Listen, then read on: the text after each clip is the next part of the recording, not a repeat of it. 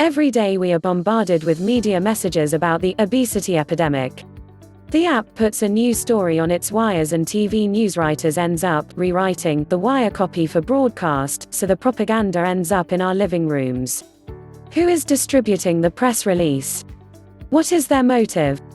What have they got to gain by scaring the public into believing we've all got one foot in the grave? Turns out, a lot of folks have a lot of money to gain. In 1988, the World Health Organization, WHO, officially declared obesity a disease. You can't declare something a disease unless it's widespread and statistics back it up. Recently, we have seen how the Centers of Disease Control (CDC) admitted inflating those numbers.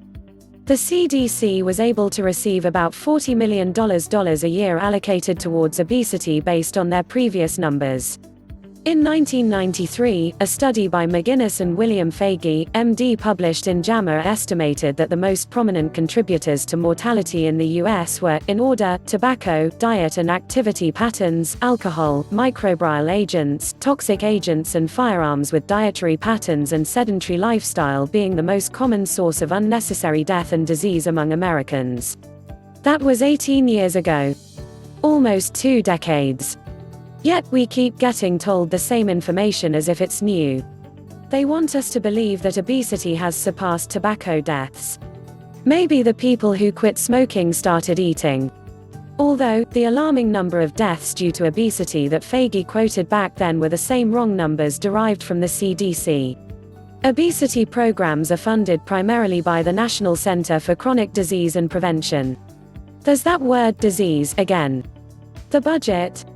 $747,472,000.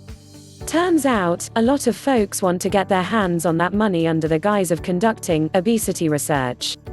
The Medicaid Obesity Treatment Act of '01 required Medicare prescription drug coverage to cover drugs medically necessary to cover obesity. By declaring obesity a disease, many unhealthy strategies for weight loss, stomach stapling, liposuction, diet pills, body wraps, herbal remedies, etc. for weight loss might become warranted.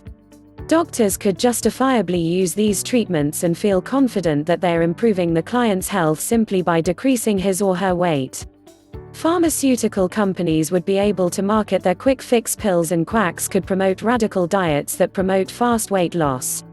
It must be emphasized that the effect of these treatments would only be temporary, since they don't address long-term behavior change, such as lifetime physical activity and improved dietary habits. In addition, even if weight loss is achieved and maintained, there is no guarantee that it will be accompanied with health benefits. It's bureaucracy growing in inverse proportion to its effectiveness. It can justify more government taxing under the guise of tax policy as a social engineering tool. There are so many special interest groups that want us to buy into the obesity epidemic because under their insatiable search for funding. When the truly obese do not respond to their efforts, then they go after the mainstream. More numbers enables them to justify their perpetual fundraising efforts. The so-called obesity epidemic brings in revenue. In order for these organizations to keep the money rolling in, they have to expand the nationwide guilt trip and falsify numbers. The motive is money. Plain and simple. Foundations redirect their funding when a new disease pops up. Millions of dollars in grants have been awarded under the obesity epidemic war. There's some obese person out there somewhere who seriously needs help and doesn't have money, but that person probably never gets help. If these foundations really want to help people, why not make the grant application open to the obese individuals instead of research institutions and organizations that keep getting grants merely to reinforce that a problem exists? That would cost less and help more. Long-term diet and exercise modifications are the only effective lifestyle changes that affect obesity. It doesn't take billions of dollars to make people aware of that. Yes, some people have a genetic predisposition towards obesity, but even they can make changes in their eating and activity level.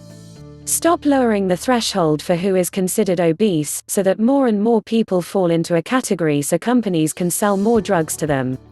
So far, adults, children, elderly and even newborn babies have been included in this ever-expanding greed epidemic. A lot of wallets are expanding along with the waistlines, and consumers need to be wary of studies and research reports that keep reinforcing the same ol with a new twist.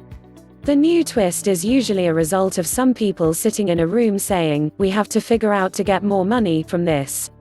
How does telling you you're fat get them more money? Because then you go to the doctor and ask for help. He recommends drugs or surgery. Fast food. The government puts another sin tax on it. What's next? A sin tax for computers and televisions, because after all, they do contribute to inactivity. Let's not forget the lawyers who benefited from tobacco settlements who would love to go after another big industry as well. Today's administration has made fighting obesity a priority. Media has applauded this initiative, showing images of Michelle at the local market in Washington, D.C. gathering fresh fruits and veggies for her family. All Americans want to be healthy. Programs are begun with the end in mind. The questions journalists need to be asking and watching are: 1. How much is raised in this program? 2. Where does it end up? And most importantly 3. How many people has it helped? If these items are not reviewed and history is any indicator, the ones being helped are politicians. It's not enough to view images or see public service announcements. What percentage of money raised for these programs actually help people? If nutrition and physical activity are the cure, and everyone knows that already, then is it possible that people who are sedentary and eating unhealthy are doing so by choice? If so, is it the government's place to take that right away from people? It's not. What the government can do is assure that healthy, low-calorie foods are readily available. The Farm Bill should be reviewed, as this provides an incentive for fattening foods to be highly accessible. The New York Times did a series asking why healthy food is so expensive. I recommend everyone read that. The truth is, it is expensive to eat healthy and cheaper to eat fast food. There are additives in fast food and colas that are addictive, which make it a vicious cycle. Public awareness and education are great, but they can only go so far, as we see from the past. I had a health class in grade school as well as a physical education class. My parents packed a healthy lunch into a brown paper bag. My snack was an apple. I recall looking at everyone else's lunch and they all had healthy food too, except for one girl. She had dozens of meatballs and pasta drowned in sauce and yodels, ding-dings and devil dogs are her snack. She was obese. When I got through eating my lunch, I jumped rope with my classmates in the lunchroom. The girl who ate the meatballs did not participate. She stayed at the table. In hindsight, I now realize she was probably in a food coma. Today, cafeterias serve kids lunch and I see a lot of fried foods, pizza and low-cost, high-caloric items on those menus. There are organizations trying to improve those choices, but I wonder when the choice got out of parental hands and placed into the school's hands.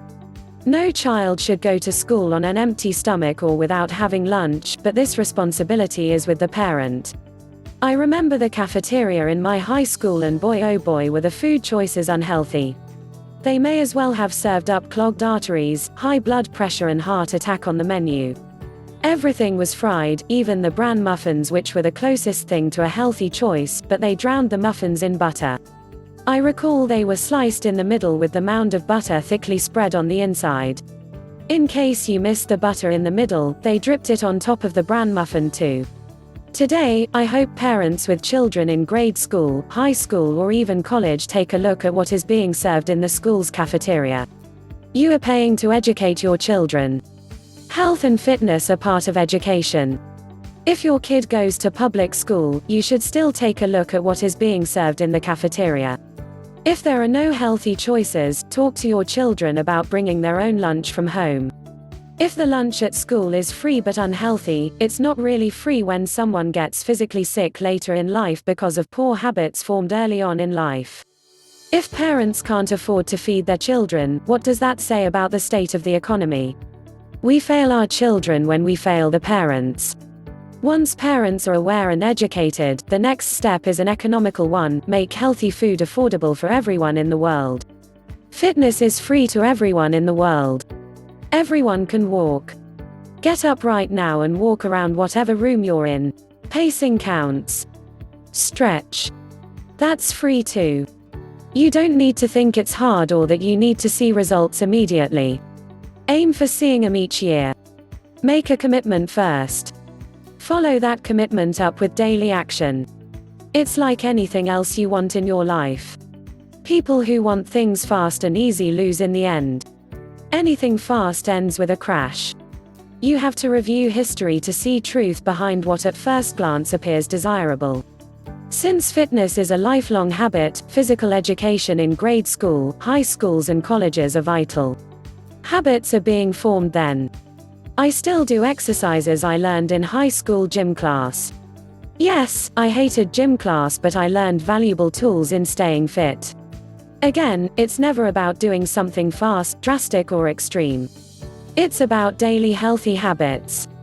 The two components making people otherwise healthy individuals obese are their food choices and their activity level. Anything other than those two things are hogwash and you are being hoodwinked by someone trying to sell you something. Educate yourself by reading about nutrition and fitness. If you cannot afford books, go to your local library. Your local library is there for you to use for free. Use it. After you're educated, start talking to your kids about nutrition and fitness.